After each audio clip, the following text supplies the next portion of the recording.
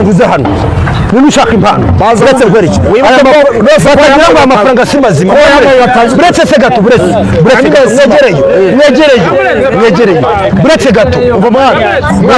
iki kiganiro uretse gato aya mafaranga n'umugisha uretse se gato abanyamakuru bari nibo aya mafaranga yose abasengeye ku isi wa mugabo wenda uretse ko wampaye impano ukamuyitanze 1 2 3 4 5 6 wampaye impano akabayitanze 10 1 2 3 4 5 6 akira abantu bakeneye impano umuntu ukeneye impano niwe mwitoze umuntu ukeneye impano uretse nkwereke w'amafaranga ngiye kuguha uretse nkwereke amafaranga ngiye kuguha bafite icyo asobanuye amafaranga ngiye kuguha afite icyo asobanuye uri kuyareba yo si mashya yabitse ukwayo uyamarana iminsi 5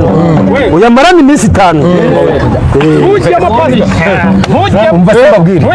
njyewe ntabwo ndi Yesu impano y'Imana ko wari wampaye yose wayambaye ngo ujye kwishyura ideni ko wambaye ngo ujye kwishyura ideni ukamara ayangaha yonyine ayanganza yakubaza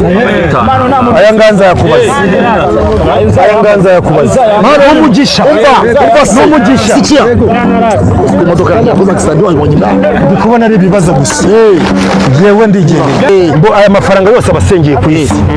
wa mugabo wenda uretse ko wampaye impano ukamuyitanze 1 2 3 4 5 6 wampaye impano akabayitanze 10 1 2 3 4 5 6 akira nyine mwitegereze muzasize muri byo mwabonye 3 4 5 wampaye impano none murayatanga akirange n'imigisha n'undi yashaka 1 2 3